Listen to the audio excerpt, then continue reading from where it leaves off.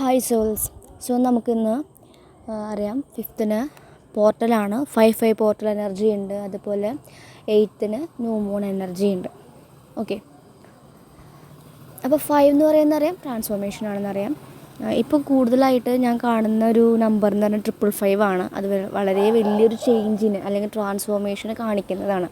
ഇപ്പോൾ tarot reading ചെയ്യുമ്പോഴും 5 കാർഡ്സാണ് കൂടുതലായിട്ട് വരുന്നത്. ഇപ്പോൾ കൂടുതൽ ക്വയറീസ് എൻക്വയറൻറ്റിനൊക്കെ. ഓക്കെ, അപ്പോൾ അത് ഡിനോട്ട് ചെയ്യുന്നത് വലിയൊരു മാറ്റം വരുന്നു, അല്ലെങ്കിൽ നമ്മുടെ തോട്ട് പ്രോസസ്സ് അല്ലെങ്കിൽ നമ്മുടെ ഐഡിയാസ് ഇതൊക്കെ ചേഞ്ച് ആവുന്നു, നമ്മുടെ സോൾ പാത്തുമായിട്ട് കൂടുതൽ അലൈൻഡ് ആവാൻ സഹായിക്കുന്നു എന്നും കൂടി നമുക്ക് പറയാം. അതുപോലെ നമുക്ക് ടാരോ കാർഡ്സ് എടുത്ത് നമ്മൾ കാർഡ്സ് എടുത്ത് നോക്കിയപ്പോൾ നമുക്ക് കിട്ടിയത് ടവർ മൂമെൻറ്റ്സ്, അതുപോലെ ഡെത്ത്, ട്രാൻസ്ഫോർമേഷൻ കാർഡ്സ് വന്നിട്ടുണ്ട്. അപ്പോൾ കളക്റ്റീവായിട്ട് നോക്കിയപ്പോഴും DMസിനും അവർ റിയലൈസ്ഡ് ആകുന്നുണ്ട്.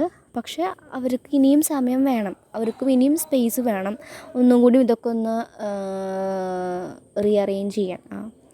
ഓക്കെ, കാരണം അവരും വലിയൊരു ടവർ മൂമെൻറ്റിലാണെന്ന് വെച്ചാൽ അവരുടെ ലൈഫിലും വലിയ പൊട്ടിത്തെറികൾക്ക് സംഭവിച്ചുകൊണ്ടിരിക്കുന്നത്. നമുക്കിപ്പോൾ നോ കോണ്ടാക്ട് സിറ്റുവേഷൻ ആയിരിക്കാം. അപ്പോൾ നമ്മൾ വിചാരിക്കും, കുറേ പേർക്ക് ട്വിൻ ഫ്ലെയിം ജേർണിയിൽ ഡൗട്ട് അടിക്കുന്നുണ്ട്, ഞാൻ ട്വിൻ ഫ്ലെയിം തന്നെയാണോ എന്ന് ഡൗട്ട് അടിക്കും. കാരണം നമുക്ക് ആ ഭാഗത്ത് നിന്ന് വിചാരിക്കുന്ന രീതിയിൽ റെസ്പോൺസസ് വരുന്നില്ല. അപ്പോൾ അവിടെ ഒന്നും നമ്മുടെ എക്സ്പെക്റ്റേഷൻസ് ആണ്. അപ്പോൾ എക്സ്പെക്റ്റേഷൻസ് ഇല്ലാതെയാകുമ്പോൾ മാത്രമാണ് അവിടെ നടക്കുന്ന കാര്യങ്ങൾ നമ്മൾ മേ ബി ഡ്രീം ഡൗൺലോഡായിട്ടോ അല്ലെങ്കിൽ നമുക്ക് ഏതെങ്കിലും വീഡിയോ പരമായിട്ടൊക്കെ നമുക്ക് പോപ്പപ്പായിട്ടൊക്കെ വരുന്നുണ്ടായിരിക്കാം. അത് നമുക്ക് തരുന്നൊരു ഇൻഡയറക്റ്റ് മെസ്സേജസ് കൂടിയായിട്ട് നമുക്ക് എടുക്കാം. ഇപ്പോൾ DMസിനും നന്നായിട്ട് സ്വപ്നം കാണുന്നുണ്ടായിരിക്കും. ഇപ്പോൾ ഞാൻ റീസെൻ്റ്ലി പോയി ഇന്ന് സ്വപ്നം കണ്ടിരുന്നു. അതൊരു നല്ലൊരു DMസിൻ്റെ ഒരു ഹാപ്പി ആയിട്ടുള്ളൊരു നമ്മളെ അവരുള്ളിൽ അവർ മിസ്സ് ചെയ്യുന്നു, അല്ലെങ്കിൽ അവർക്ക് നമ്മളെ കാണാനും സംസാരിക്കാനും ഒക്കെ ഒരു ഭയങ്കര ഒരു എക്സൈറ്റ്മെൻറ്റ് എന്ന രീതിയിലാണ് ഞാൻ സ്വപ്നം കണ്ടിരുന്നത്. അപ്പോൾ അതുപോലെ തന്നെ നമ്മൾക്ക് ട്വിൻ ഫ്ലെയിം ജേർണിയിലൂടെ കടന്നു പോകുന്നവർക്ക് ഡ്രീമിലൊക്കെ കുറച്ചധികം അവർ വരുന്നുണ്ടായിരിക്കും, എന്തെങ്കിലും മെസ്സേജസ് കൺവേ ചെയ്യുന്നുണ്ടായിരിക്കാം. ആൻസിസ്റ്റേഴ്സിനെ കാണാൻ ചാൻസ് കാണിക്കുന്നുണ്ട്.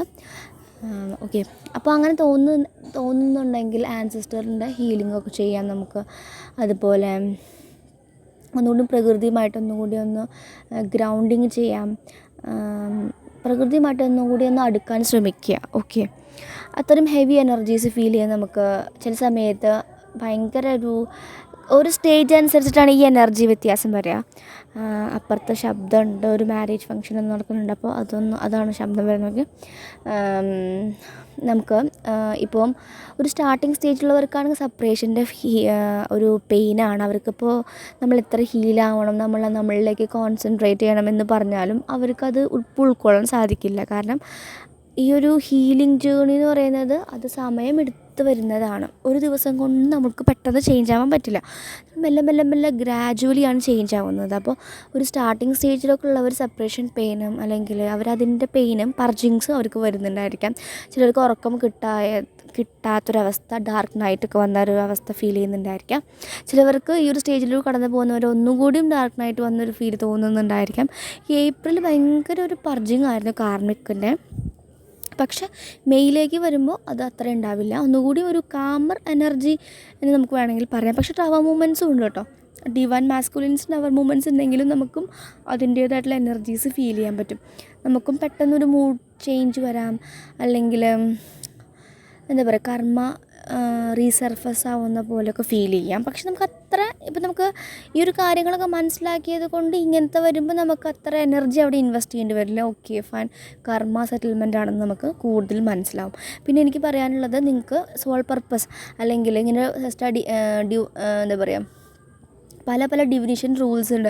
ഇപ്പോൾ ടാരോ ആയിക്കോട്ടെ, റേക്കി ആയിക്കോട്ടെ, പല ഡിവിനിഷൻ റൂൾസസും ഉണ്ട്. അപ്പോൾ നിങ്ങൾക്ക് എന്തിനോടാണ് നിങ്ങളുടെ സോൾ ക്രേവ് ചെയ്യുന്നത് എന്ന് നിങ്ങൾ ശ്രദ്ധിക്കുക. എന്നിട്ട് ആ ഒരു കാര്യം പഠിക്കാൻ വേണ്ടിയിട്ട് നിങ്ങൾ ഇൻവെസ്റ്റ് ചെയ്യുക. അപ്പോൾ നമ്മൾ അതിലേക്ക് സമയം കൊടുക്കുമ്പോൾ അവിടെ നമ്മളുടെ ആ തോട്ട് കുറയുന്നുണ്ട്, അല്ലെങ്കിൽ നമ്മളൊരു സോൾ പർപ്പസിലേക്ക് കടക്കുകയാണ്.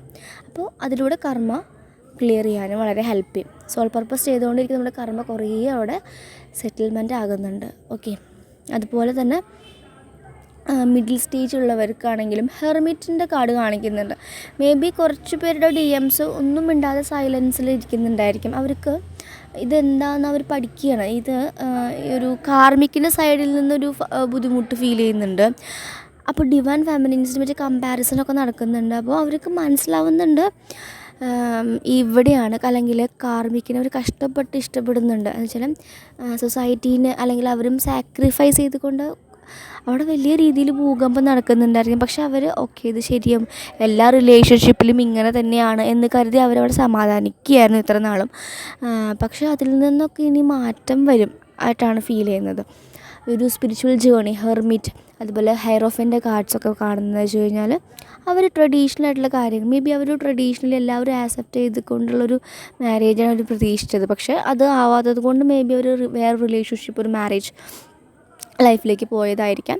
അപ്പോൾ ഹെർമിറ്റിൻ്റെ കാർഡ് പറയുന്നത് വെച്ച് കഴിഞ്ഞാൽ അവർ മേ ബി അവർ ചിലപ്പോൾ വേറെ വല്ല കൗൺസിലോ അല്ലെങ്കിൽ ഹീലിംഗ് ഒക്കെ ചെയ്യാൻ പോകുന്നുണ്ടായിരിക്കും. ഒരു മനസ്സമാധാനം ഇല്ലാതെ മേ ബി ഒരു ഡ്രിങ്ക്സ് കഴിക്കുന്നുണ്ടായിരിക്കും, പല അഡിക്ഷൻസിലേക്ക് പോകുന്നുണ്ടെങ്കിൽ അതിൽ നിന്നും ഒരു ഹാപ്പിനെസ് കിട്ടാതെ ആകുമ്പോൾ അവർ ഇങ്ങനത്തെ ഒരു കുഞ്ഞ രീതിയിൽ അവർക്ക് ഷിഫ്റ്റ് കാണിക്കുന്നുണ്ട്. സ്പിരിച്വൽ സൈഡിലേക്ക് അവർക്ക് എവേക്കണിങ്ങും നടക്കുന്നതായിട്ട് കാണിക്കുന്നുണ്ട്.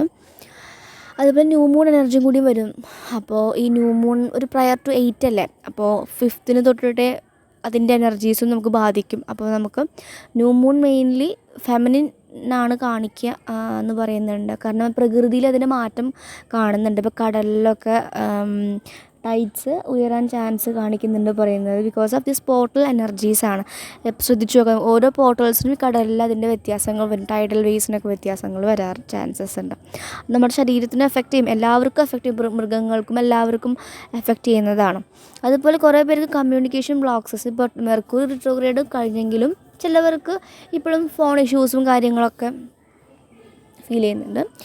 പിന്നെ അതുപോലെ തന്നെ യൂണിയൻ കാർഡ്സ് നമുക്ക് കാണുന്നുണ്ട് കേട്ടോ. അപ്പോൾ കംപ്ലീറ്റ്ലി നല്ല രീതിയിൽ യൂണിവേഴ്സുമായി അടുത്തവരാണെങ്കിൽ നിങ്ങൾക്ക് യൂണിയൻ ചാൻസസ് ഉണ്ട്. മേ ബി ഈ ഒരു പേഴ്സൺ വന്ന് മീറ്റ് ചെയ്യാനോ, അൺഎക്സ്പെക്റ്റഡ് ആയിട്ടുള്ള മീറ്റ് ചെയ്യാനോ, അല്ലെങ്കിൽ മീൻസ് നിങ്ങൾ നേരിട്ട് കാണാനുള്ള ഒരു കുറേ കാര്യങ്ങൾ കാണിക്കുന്നു. ചിലവർക്കൊക്കെ എൻഗേജ്മെൻറ്റ്, മാരേജ് ഫിക്സ് ആവാൻ ചാൻസ് കാണിക്കുന്നുണ്ട്. കാരണം 10 ഓഫ് പെൻറ്റക്കിൾസിൻ്റെ കാർഡ് കാണിച്ചിട്ടുണ്ട്. അതുപോലെ ഈ റീകൺസിലേഷൻ്റെ കാർഡ്സുകൾ, ദാറ്റ് മീൻസ് 4 ഓഫ് വാൻസ് വന്നിട്ടുണ്ടായിരുന്നു. അതുപോലെ തന്നെ ലവേഴ്സ് കാർഡും കാണിക്കുന്നുണ്ട്. കുറേ പേര് റിയലൈസ്ഡ് ആവുന്നുണ്ട് ഇതൊരു എൻ്റെ ഒരു ഭാഗമാണെന്ന് മനസ്സിലാവുന്നുണ്ട്. മേ ബി ട്വിൻ ഫ്ലെയിം എന്ന പേരൊന്നും അറിയുന്നുണ്ടായിരിക്കില്ല. മേ ബി ചിലപ്പോൾ ഈ വീഡിയോസൊക്കെ ഇങ്ങനെ പോപ്പപ്പായി അങ്ങനെ ചിലപ്പോൾ അവർക്ക് ട്വിൻ ഫ്ലെയിം അതെന്താണെന്നൊക്കെ ചിലപ്പോൾ അവർ അന്വേഷിക്കുന്നുണ്ടായിരിക്കും. അവർ കൂടുതലും ഇപ്പോൾ ഇങ്ങനത്തെ ഒക്കെ കാണുമ്പോൾ കൂടുതലും സെർച്ച് ചെയ്യുന്നു, അല്ലെങ്കിൽ അതിനെക്കുറിച്ച് അറിയാൻ ശ്രമിക്കുന്നുണ്ട് ഇതെന്താണ്. അല്ലെങ്കിൽ നിങ്ങളെ പെട്ടെന്ന് നോക്കുമ്പോൾ നിങ്ങളിൽ കുറേ ചേഞ്ചസ് വരുന്നു. ഒരു മേ ബി എന്താ പറയുക, അപ്പോൾ കൂടുതലും ട്വിൻ ഫ്ലെയിമിൽ വരുന്ന ആൾക്കാരൊക്കെ നമ്മളുടെ ക്യാപ്ഷൻസൊക്കെ ഡിവൈൻ ഫെമിനിൻ അങ്ങനെയൊക്കെ ഇടുമ്പോൾ ഇതെന്താ ഡിവൈൻ ഫെമിനിൻ, എൻ്റെ DM ഒരിക്കൽ ചോദിച്ചു എന്താ ആൻ അവേക്കൻ സോൾ, അതിൻ്റെ അർത്ഥം എന്താണെന്ന് ചോദിച്ചു. അപ്പോൾ ഞാൻ പറഞ്ഞു കുറച്ച് വിസ്ഡം കിട്ടി. അപ്പോൾ അത്ര എന്ന് പറഞ്ഞാൽ മനസ്സിലായെന്ന് വരില്ല, ബുദ്ധിന് എൻലൈറ്റ്മെൻറ്റ് കിട്ടിയില്ല. അതുപോലെ എനിക്കും വിസ്ഡം കിട്ടിയെന്ന് പറഞ്ഞു. അവരുടെ രീതിയിൽ പറഞ്ഞാൽ എല്ലാവർക്കും മനസ്സിലാവും. അപ്പോൾ അതുപോലെ അങ്ങനെ അവരൊക്കെ ചിലപ്പോൾ അങ്ങനെ ചിന്തിക്കുന്നുണ്ട്, ഈ പണ്ടത്തെ ഇവരും അങ്ങനെ വ്യത്യാസങ്ങൾ, അല്ലെങ്കിൽ നമ്മൾ ഡിവൈൻ ഫെമിനിൻ ഒരു ഹൈ പ്രീസ്റ്റസ് എനർജിയൊക്കെ അവർക്ക് ഫീൽ ചെയ്ത് തുടങ്ങുന്നുണ്ട്. അപ്പോൾ അവർക്കും അതുപോലെ എനിക്കും ആ എനർജിയിലേക്ക് എത്തണം എന്നൊക്കെ ചിന്തിക്കുന്നുണ്ട്. ചിലർക്ക് ആക്ഷൻ മോഡൊക്കെ കാണിക്കുന്നുണ്ട്. ഇതിൽ പറയുമ്പോൾ കളക്റ്റീവായിട്ട് പലവരും പല സ്റ്റേജസിലായതുകൊണ്ടും നിങ്ങൾക്ക് നിങ്ങളുടെ എനർജി അനുസരിച്ച് എടുക്കാം. എനിക്ക് പറയാനുള്ളത് ഏതൊരു സ്റ്റേജിലാണെങ്കിൽ പോലും നമുക്ക് പ്രയോറിറ്റി നമ്മളാണെന്ന് എപ്പോഴും അത് മനസ്സിലാക്കണം. കുറേ പേർക്ക് ആ ഒരു ബൗണ്ടറി സെറ്റ് ചെയ്യാൻ പറ്റുന്നില്ല. കാരണം നമ്മൾ മെമ്മറീസിലാണ് സ്റ്റക്കാവുന്നത്. ആ ഒരു പേഴ്സണിലേന്നല്ല, ആ പേഴ്സണിൽ നിന്ന് കിട്ടിയ മെമ്മറീസാണ് അയ്യോ ഇങ്ങനെയൊക്കെ ഉണ്ടായി, എന്നിട്ട് പിന്നെ ഇങ്ങനെ സ്ട്രേഞ്ചറായി നിൽക്കാൻ സാധിക്കുന്നു. കാരണം യൂണിവേഴ്സ് അല്ലെങ്കിൽ നമ്മൾ ഭൂമിയിൽ കാണുന്ന ഒരാളും വെറുതെ ആക്സിഡൻ്റലി കാണുന്നില്ല.